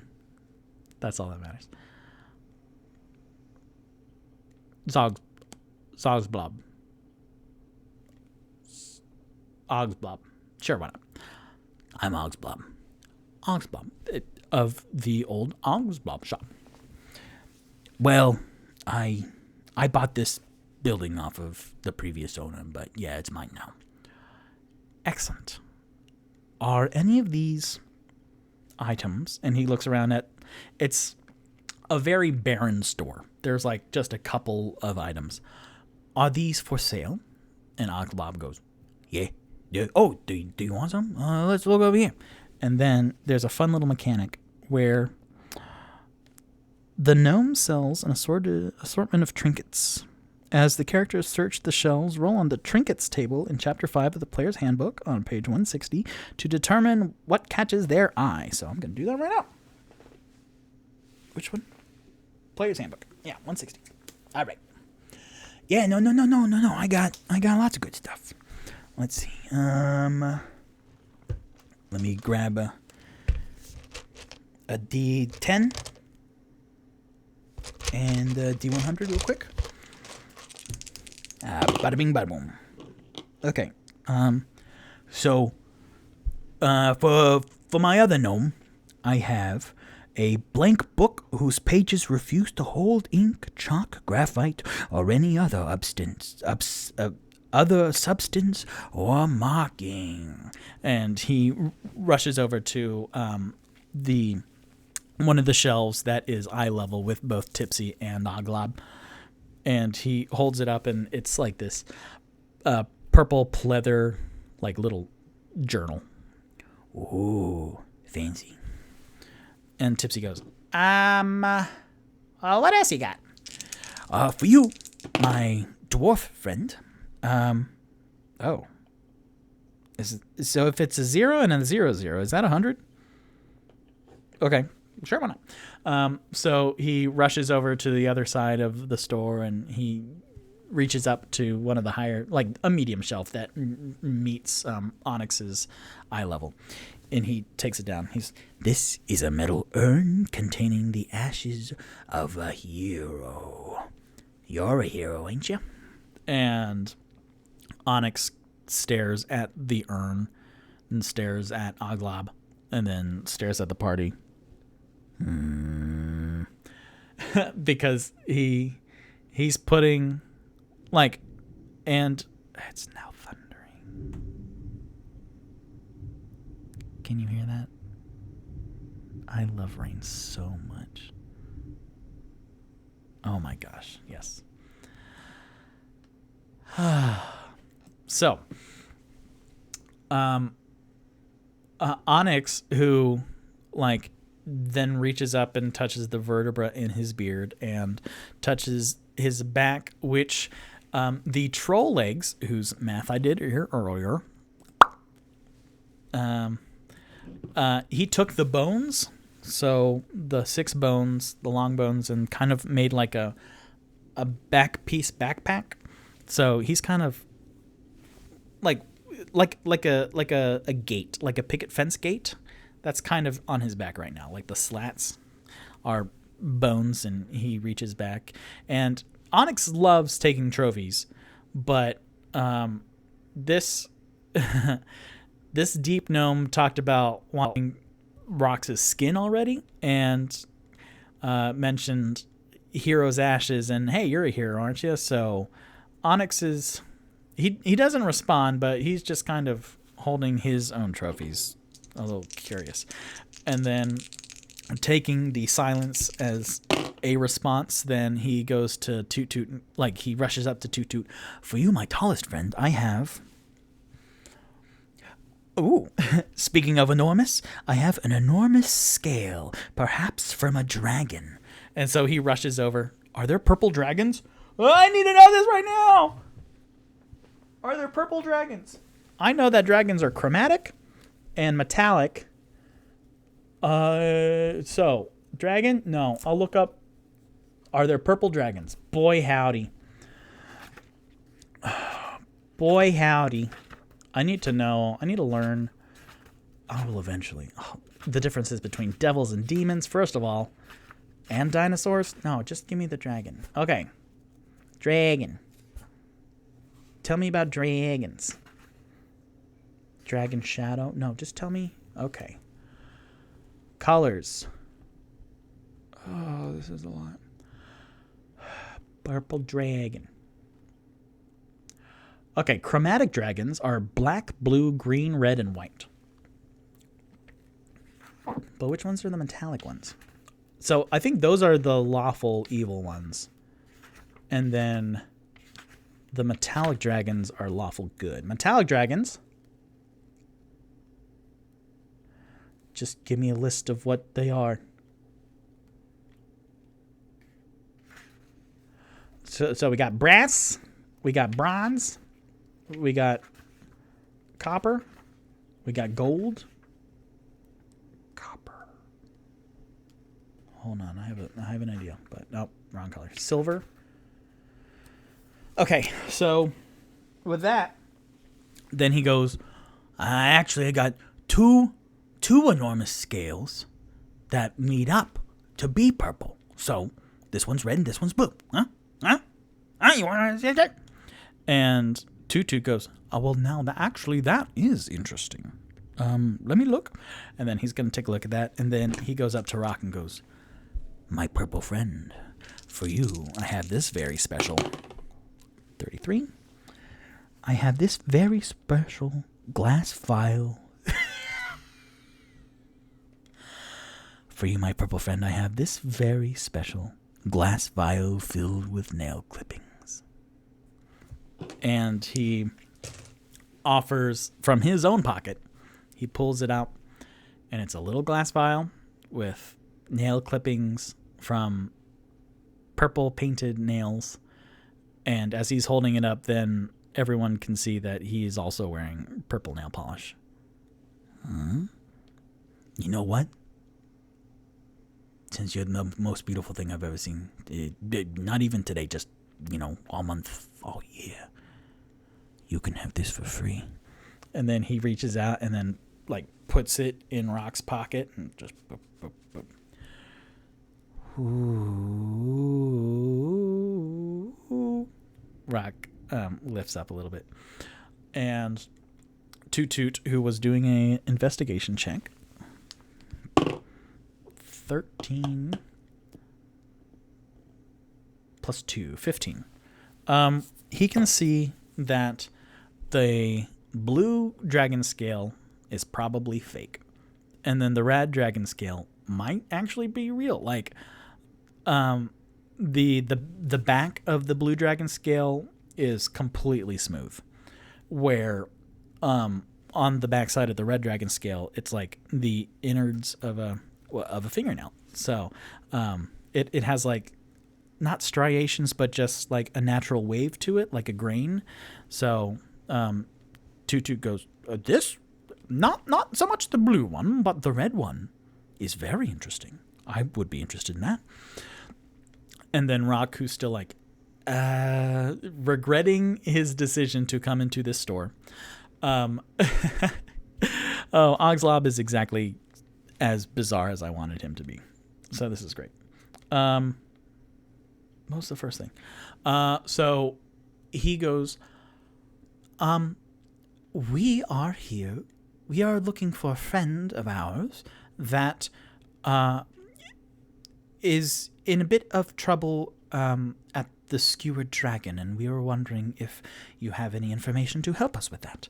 And Ogslab, who is just transfixed at this half-orc, which is an interesting change of pace from Volo, who was very dismissive and was seeing Onyx, was seeing Rock as a kind of like thought experiment more than a being. That Ogslab is now just obsessed with the being instead of like personality or cadence or whatever. So it's a bit of a different flavor, but Ogslab goes, oh, Baba, oh yeah. Normally, like for information, I would ask for a little dragons. And then he looks over at Toot Toot, still examining the dragon scales. Not like gold. But I did actually see something. Across the way, the Skewered Dragon's right over there. I saw a couple nights ago this guy with another guy leaving the place. And then, let's see, hold on. Oh, shit. Okay, hold on. Yeah. So this guy, handsome man, 30s, red blonde hair, wavy. And then Rock goes, oh, yes, that is Flume. Yeah. So him and then this other guy, like, kind of looking the same thing. And Rock goes, oh, that's interesting. So that's not Volo. Yeah, they got, like, attacked by, like, 5 attackers. But I couldn't make out anything. It was really far away. But as they were running past, because they kind of went past my window, which, hey, City Watch crime. As they were running past, one of the guys had, like, this black tattoo around his neck, like curled around his neck, and it's like a snake, I think. A snake with like a fat snake. Yeah, that's what I saw. So, like, I would take bribes to give you that information, but this time, you're gorgeous. Can I kiss you? I think and then Rock is like walking backwards out of the building. I don't. Onyx, could you help me outside for a second? And then Onyx at this point has like unsheathed 2 femurs and is staring daggers at Ogslab and is just trudging out, like not breaking eye contact, trudging out of the old Ogslab shop, and then leaves. And then you see Tipsy go, that's kind of weird, even for me. So you have a good day. And like he's like doing the large steps backwards. And I will, and then he zips out the door. And then Ogslab is still like staring at Rock through the window, and Rock kind of goes to the edge of the window where like the building is, and then he goes to the edge and he waves at Toot Toot. Can you buy the book for me? I will pay you back. And then Toot Toot, who was watching all of this transpire, looks down at Ogslab, who's just blinking in disbelief and like staring at the dark purple floor, and then up at Toot Toot, and then Toot Toot steps half a step back and goes, I would like to purchase this red scale from a dragon, and then this book that you cannot write in, please. And then distractedly, Ogslob says, oh yeah, well, yeah. That's 5 gold for both of them. 5 gold for both of them. How about 5 gold for the dragon scale? Because obviously it's a dragon scale and it's very good. Is it actually a dragon scale? He asks Ogslob, and then Ogslob rolling the purple die. Let's see, 17. Yeah. The red one's real. The blue one's not. Oh, okay. Oh wait, since Ogslob rolled really high, he could have lied. Oh well. Or maybe that is a lie. Who knows? I don't. So Ogslob goes, yeah. Wait. The red one's real. Excellent. So the 5 gold for the red scale makes absolute sense. But how about if I told you that if you give me the book, that I'll give it to Rock the Purple, and as a gift from Ogslob, his secret admirer. And then Ogslob looks up. Boy, that's a great idea. Hold on. And so he takes the book and then rushes over to the desk and opens it, and then he finds a quill, and then he tries to write in it. Oh, son of a bitch! And then closes it. And then he goes, and then like ducks down behind the desk and rummages. And then you see like a purple hacky sack fly by, and purple pages, like construction paper, just fly up. And then he goes, aha! Ooh. And then he comes back up and goes, okay, this is my card. This is my business card with where you can find the old outlaw shop. And then puts it in the book and then closes it. That's for Rock the Purple. Oh, boy. Oh, you ever have one of those days where you just completely blown away? Oh, boy. And then Toot Toot puts carefully 5 gold on the table, then grabs the book. Yes, thank you. Okay, bye. And then leaves. And that is where we're going to end the adventure tonight. Sometimes I like reading because it's 9 o'clock and my parents are watching this, and I want to make sure they go to bed on time. So I love this show. First of all, thank you so much for watching. What a chaotic 2 hours, but so much fun, and I have so much to work on for the next week until episode 5. Wow. Episode V, that's me, D&Me, baby. So I love the show. I love you, the audience. Thank you for watching live on Twitch. Thank you for watching anytime after this on YouTube. Thank you for listening to the podcast, which I will work on. Like after episode 5, I'll do podcast stuff. I love the show. Thank you. I love, as a little behind the scenes, I love reading these adventure guides and campaign guides and supplemental information. Reading something and then having that spark my DM mind of like, oh, I can come up with all this stuff.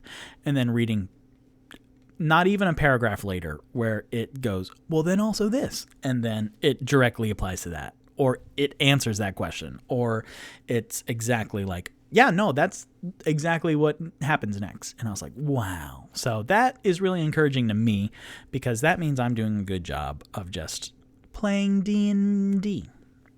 Playing with myself.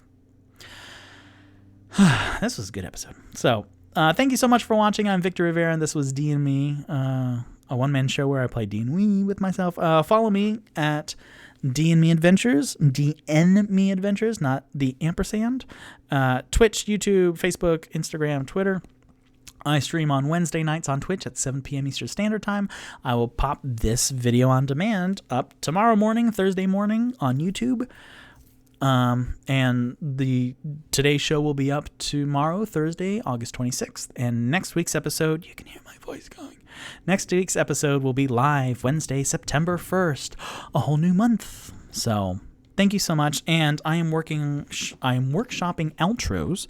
So before we head on out, a bit of trivia. Did you know that the Hogwarts school motto, Draco Dorminis Nunquam Tintilandis, means never tickle a sleeping dragon? Isn't that nice? Good night.